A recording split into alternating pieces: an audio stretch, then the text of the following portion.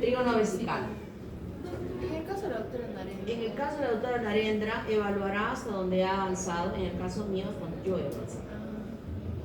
Pero una pregunta. ¿Y podemos revisar las respuestas correctas del pasito de la semana pasada? Porque no parece correcto. Primero quiero avanzar, repasar. Si nos queda tiempo, revisamos. ¿Ya no?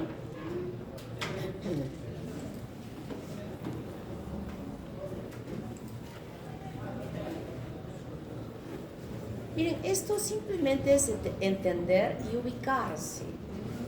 Y algo nuevo de aprender con un nombre, creo que no, porque definitivamente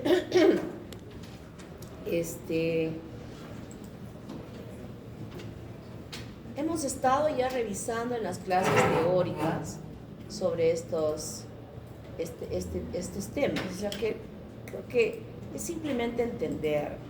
Como ustedes se dan cuenta, usualmente nosotros no preguntamos de memoria, sino preguntamos de razonamiento, ¿no? O sea, y es más, de razonamiento importante hasta en las prácticas, porque yo estaba en una reunión ayer de arriba, del vicerrectorado y todo, estaban quejándose de anatomía, de que en los exámenes prácticos de anatomía les ponían así, clic, un nombrecito y que señalen qué es, ¿no? ¿Cuánto tiempo les dan para pasar de preguntita a preguntita?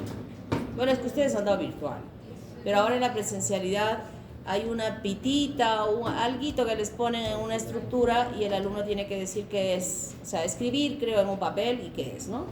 Pero me dicen que solo son 45 segundos que se detienen en cada estructura para pasar, ¿así es? ¿Quién está llevando anatomía ahora?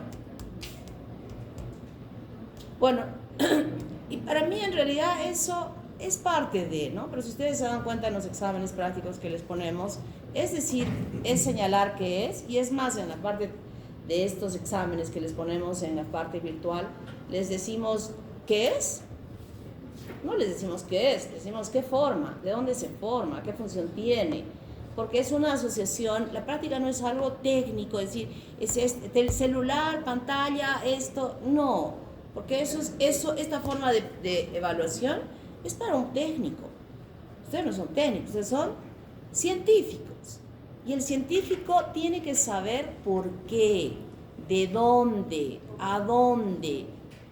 Es así. Por eso cuando ustedes hacen su caso clínico y su presentación en esto, los profesores, ¿qué hacemos? Simplemente dice, onfalocele.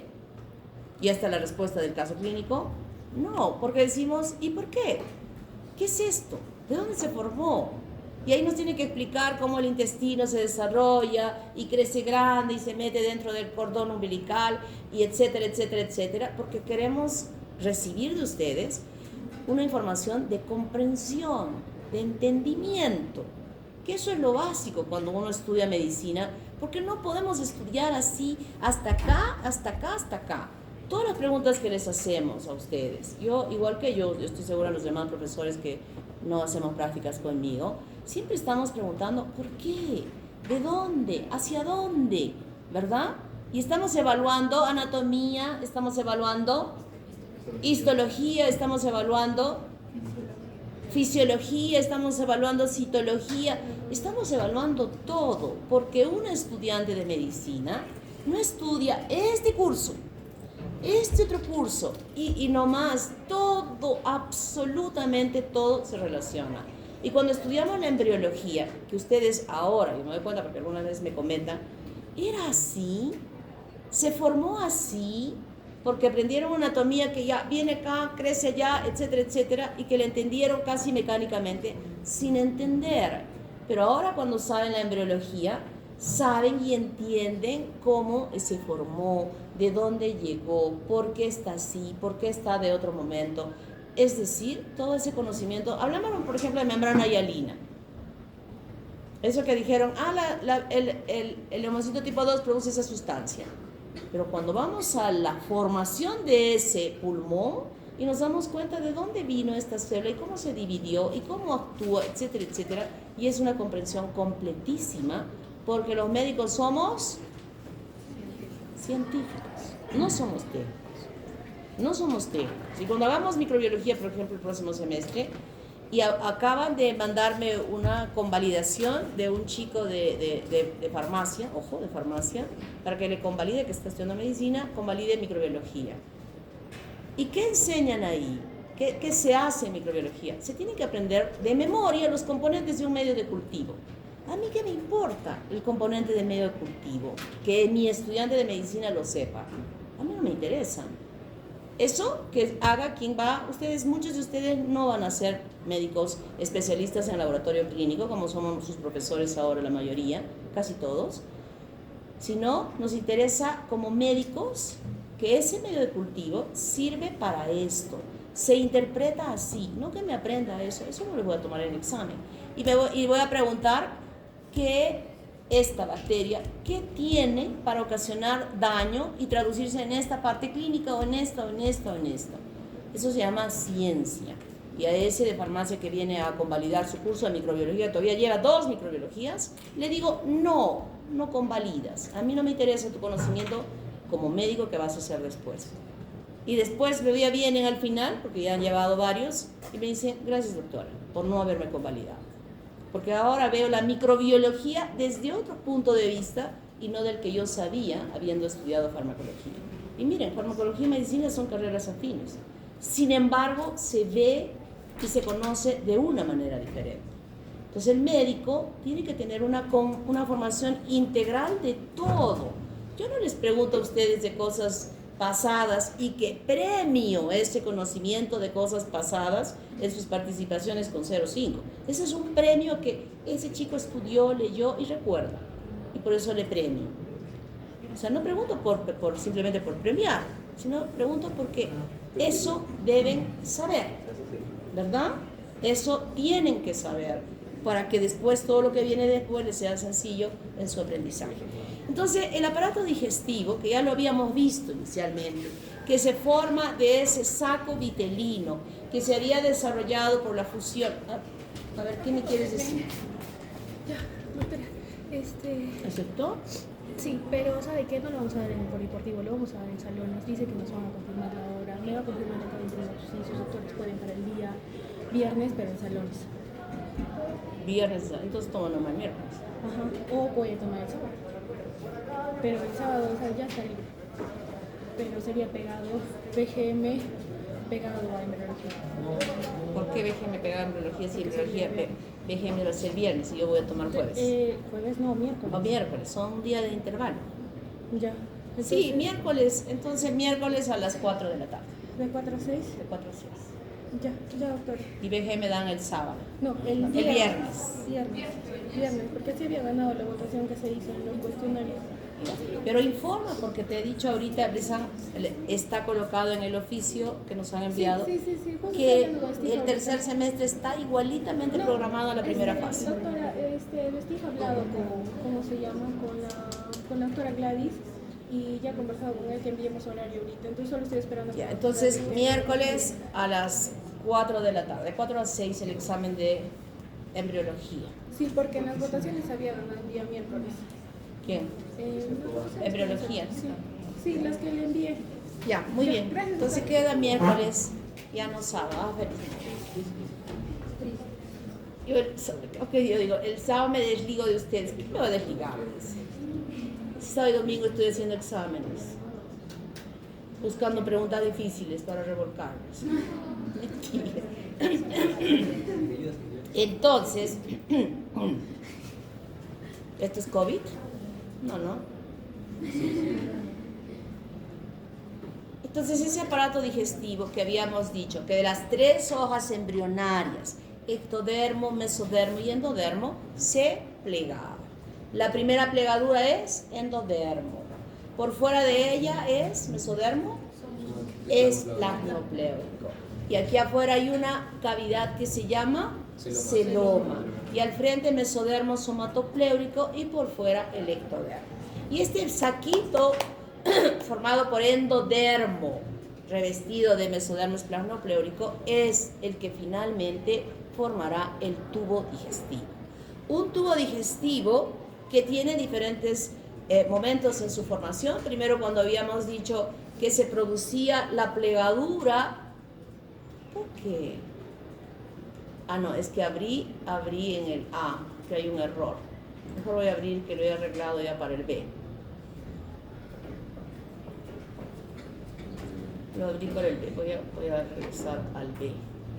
No sé por qué esa diapositiva se ha hecho así. Pero hoy día, que he hecho con el B, ya lo corregí ayer, pero no les he arreglado para ustedes. ¿Quién ha hecho hoy día clases? No había, ¿verdad? Esa falla técnica.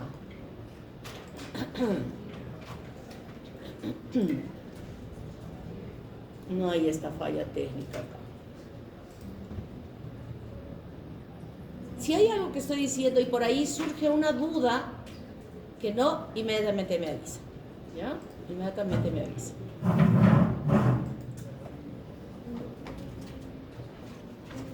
Entonces yo me vengo acá y vemos que este saco vitelino que se ha formado por la plegadura lateral en formar justamente esta cavidad revestida de endodermo y por fuera mesodermo esplanopleórico es el que va a dar origen al tubo digestivo.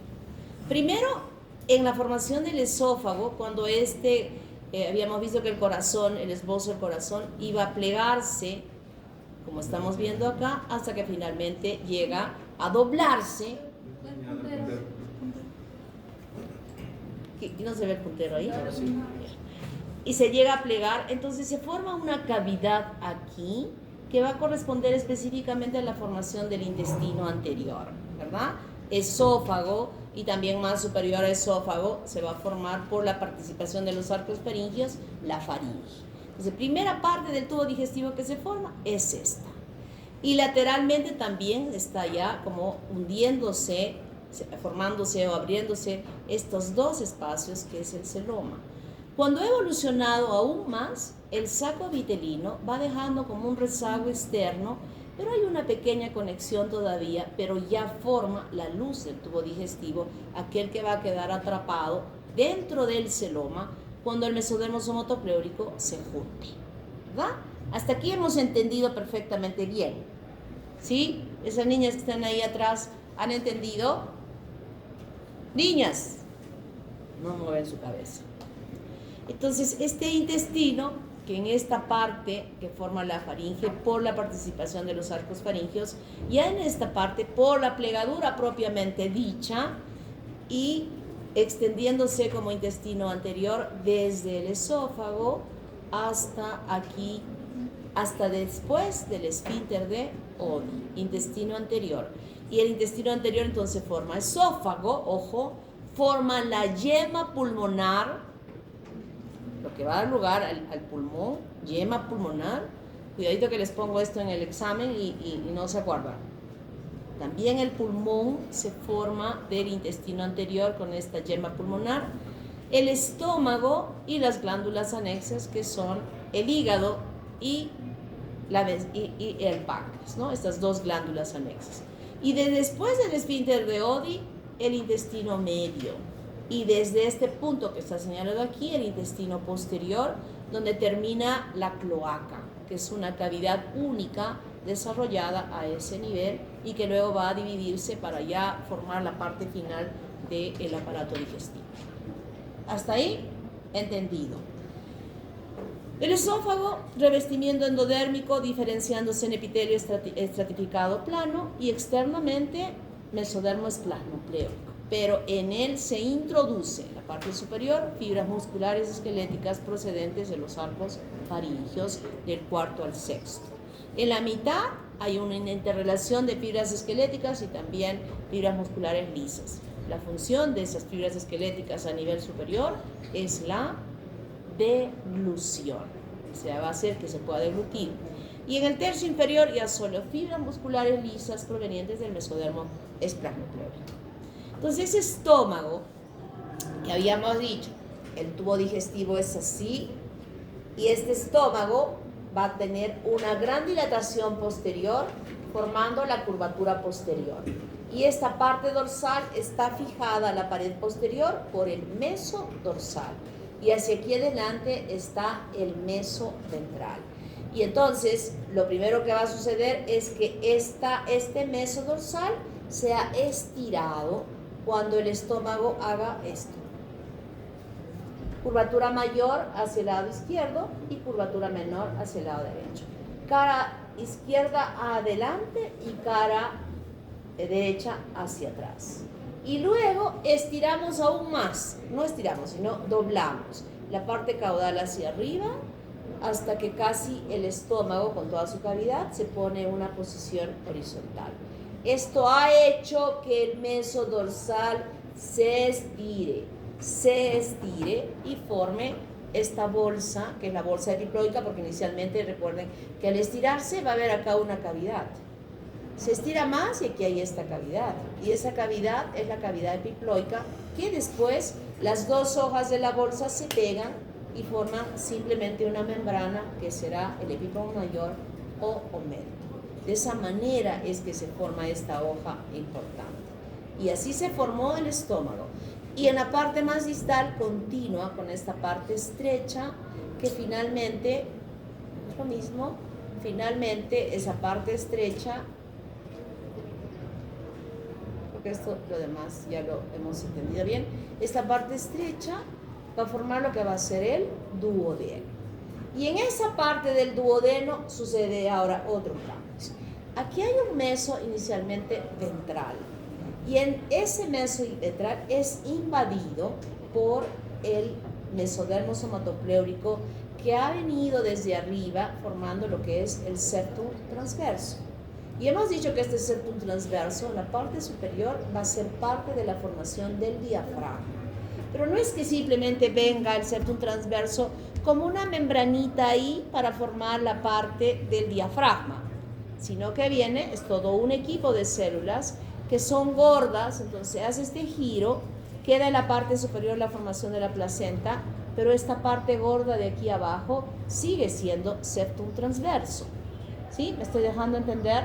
O sea, no es que viene simplemente el mesodermo somatopleurico como una membranita que ha seguido esta secuencia y cuando llega aquí doblándose el corazón forme una membranita finita de septum transverso. No, viene como un paquete así, que en la parte superior formará el diafragma y esta parte más baja se va a interrelacionar o meterse dentro de este meso ventral, donde va a ser una parte importante en la cual se va a ir a internalizar estas ramificaciones de la yema ventral que se ha llegado a formar en su parte distal. Está claro, ¿verdad? Está claro.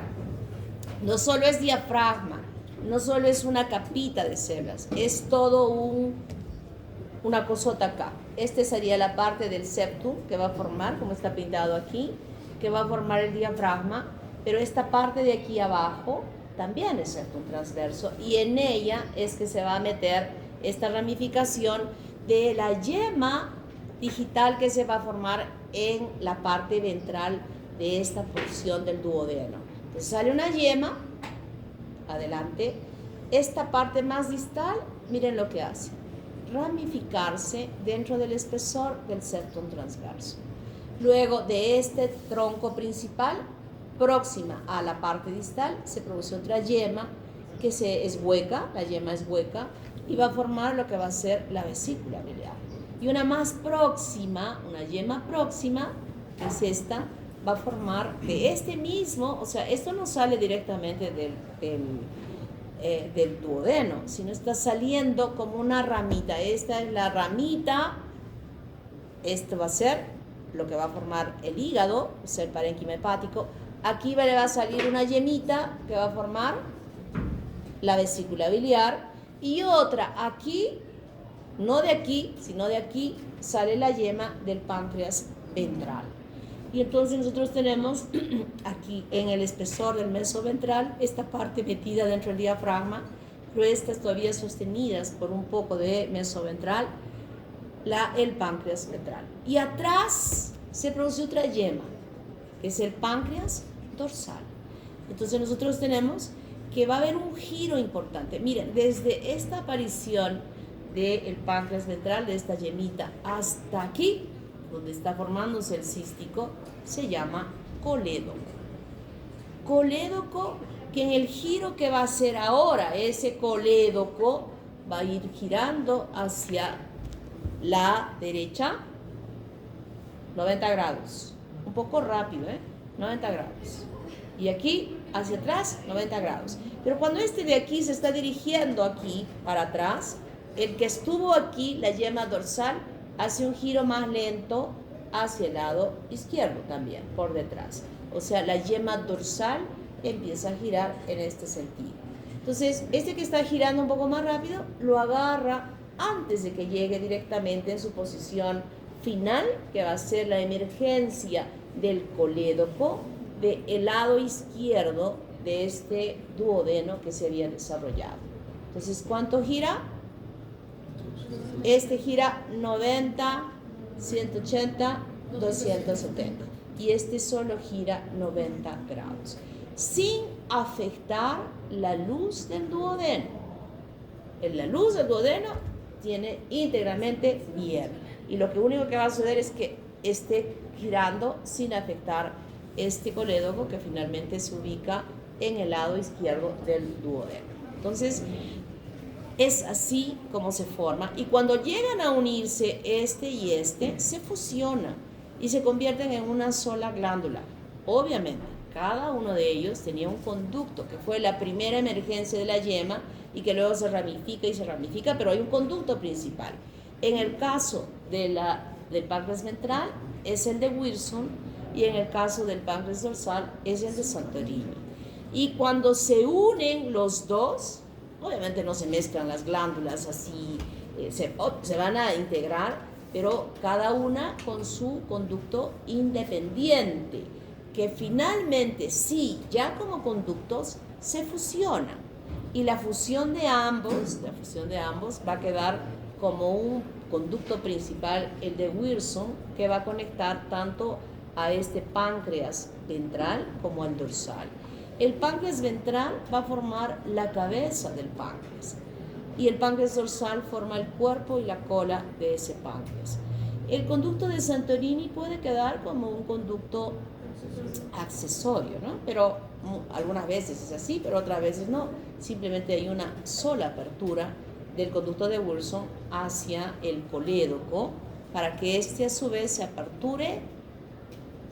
¿Dónde? ¿Cómo se llama el conductito de apertura? El de Vater-Pacini, ¿sí? Vater-Pacini. O le llamamos el esfínter de Oddi a esas fibritas que cierran este conducto y que están sometidas a funcionamientos de apertura o de cierre de acuerdo al alimento que nosotros estamos consumiendo, ¿verdad? Entonces, esas células endodérmicas que se han ramificado para formar el páncreas definitivamente tienen una gran influencia molecular para que esas mismas, ya a un nivel funcional de diferenciación, puedan producir enzimas diferentes, lipasa, amilasa o proteasas, que son las más importantes, y de acuerdo a la calidad del alimento que está llegando a la luz del intestino, se aperturará el esfínter de Oddi para la evacuación de estas enzimas y participen en la digestión. Y eso mismo sucede aquí con la vesícula biliar. La bilis producida por estos hepatocitos. Recuerden que ¿qué función tiene la glándula del hígado?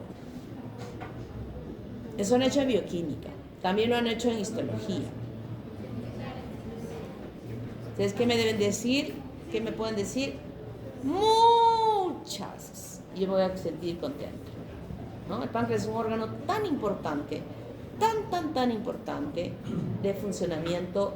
Es una glándula tan noble, tan buena, que con el 10% de que estén bien, cumple todas las funciones que hace el hígado. Y ustedes son tan malvados que permanentemente van dándole de cachetadas y de patadas a ese pobre hígado. ¿Cómo?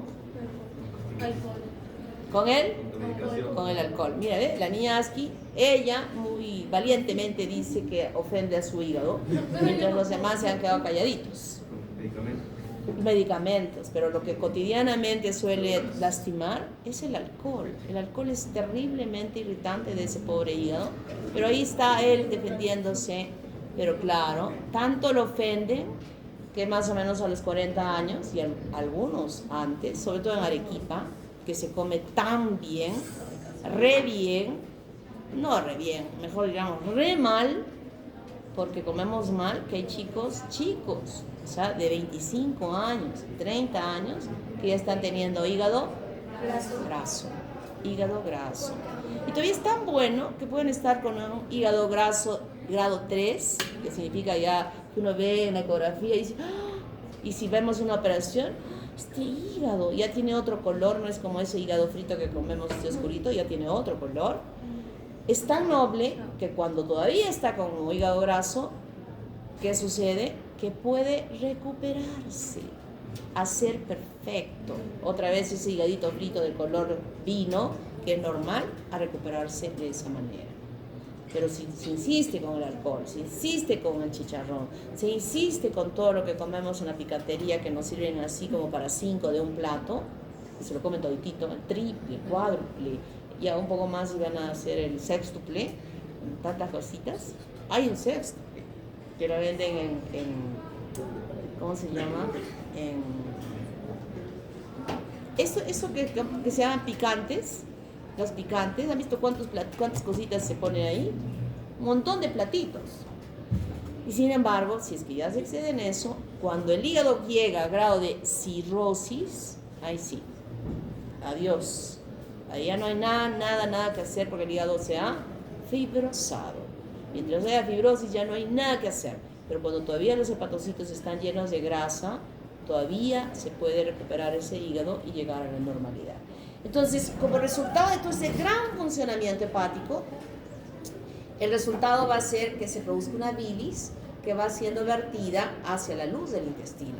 Y esta bilis que se va vertiendo, ya se va vertiendo progresivamente lo poco que se va a producir, a lo largo del tiempo de gestación, se va acumulando en la luz del tubo digestivo.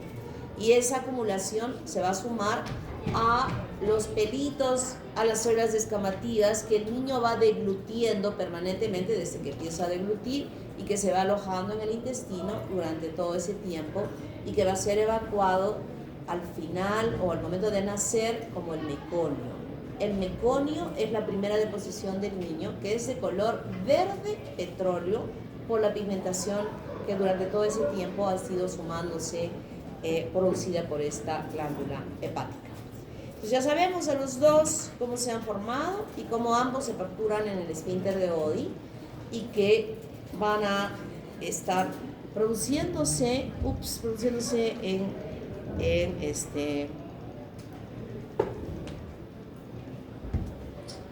durante el nacimiento de ese niño.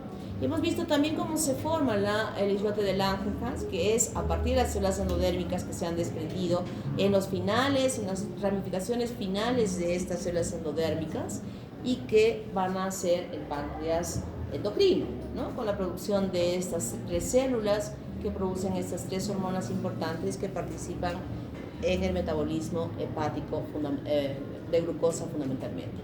Y el intestino medio es el que va a dar lugar a las asas intestinales, divididos por un eje principal que es la arteria mesentérica superior, en una porción cefálica y una caudal. La cefálica es la que crece más porque justamente esta delimitación de la arteria mesentérica superior también encontramos aquí el tallo vitelino. La permanencia de ese tallo vitelino puede desarrollar lo que es el divertículo de Meckel.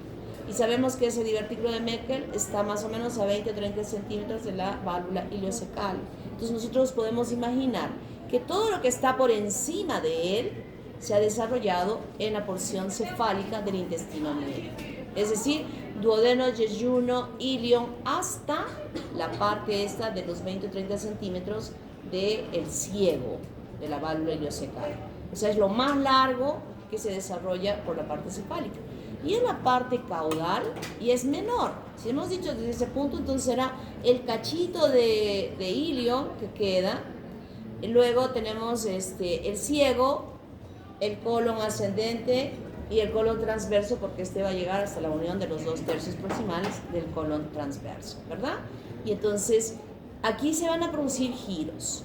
Un giro de 90 grados en contra de las manecillas del reloj, permitiendo que ahora las asas intestinales estén hacia el lado derecho y hacia el lado izquierdo. Luego hay otro giro de 90 grados y ahora sí va a permitir el retorno de la hernia fisiológica hacia la cavidad, dejando al ciego en el hipocondrio derecho. O sea, hasta ahí es como se desarrolló antes de que retornen las asas hacia la cavidad. Y ya cuando están dentro de la cavidad, las asas intestinales, el ciego se estira, se elonga hasta quedar en la fosa ilíaca derecha, ¿verdad? Y es todo ese segmento que se ha formado de la parte caudal del intestino medio. ¿Se están entendiendo? ¿No? Les pregunto ahí, porción cefálica, porción caudal, y están leyendo y se perdieron. Entiendan qué significa. Estamos dividiendo en cefálico y caudal por la presencia de la arteria mesentérica. Y de esa manera se forma el intestino medio. Hay una proliferación y que luego hay una apoptosis que recanaliza, pero en esta apoptosis el resultado es que quedan formadas las vellosidades intestinales y como malformación que puede haber duplicidad o estenosis o estrechamiento. Y hemos visto cómo se forma esta bolsa epiploica, muy importante. La hernia fisiológica, que es el crecimiento sobre todo del intestino, de la porción cefálica del intestino medio, que se mete dentro del cordón umbilical y que luego debe retornar. Y si no retorna se convierte en onfalocele, ¿no?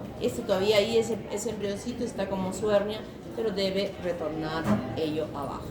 Y en relación al intestino posterior, que se había formado el saco vitelino y que en el espesor de esa luz del saco vitelino se formaba esta evaginación que era la lantoides, ¿verdad?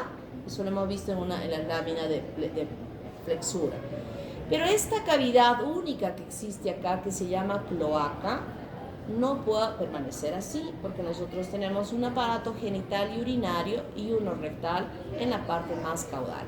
Y entonces existe la presencia de este tabique urorectal que va descendiendo hasta unirse con la membrana cloacal, formando dos cavidades, hacia atrás el recto y hacia adelante el seno urogenital, que es parte de esa cloaca y parte de la formación también de esta lantoides, que será responsable de la formación de la vejiga y de la uretra, dependiendo de la sexualidad masculina o femenina, que nosotros vamos a ver más adelante.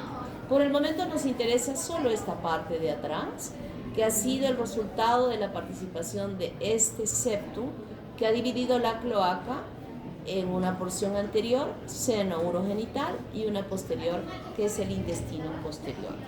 Y con esta formación pueden surgir muchísimos problemas de atresias o de fístulas, tanto en relación al aparato genital, ya sea vagina o uretra en el caso del varón, como el recto, atresias y fístulas, pasajes anormales del recto hacia la uretra, que producen riesgos muy grandes por la infección que pueda presentarse al estar contaminadas con las heces.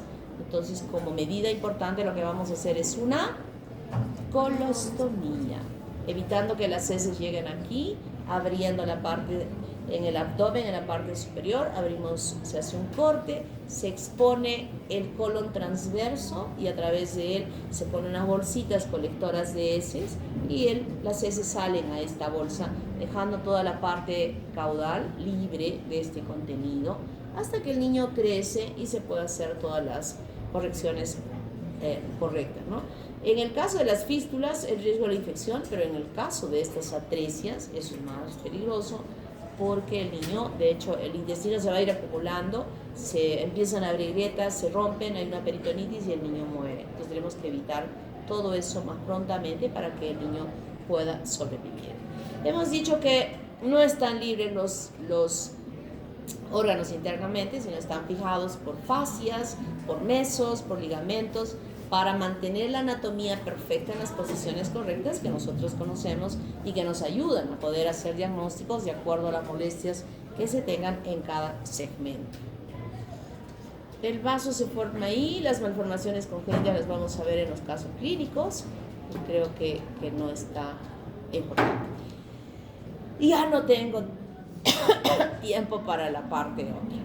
Revisen, yo voy a colgar la clase grabada ahora para que la puedan escuchar, y el domingo a las 10 de la noche, no voy a modificar la hora, porque estoy segura que algunos que ya tienen acá en su disco duro grabado examen teórico 10 de la noche, ¿no? Si les pongo a las 9:30, no entraron a dar el examen a las 9:30, y a las 10 cuando entran ya no hay examen. Mejor que quede a las 10.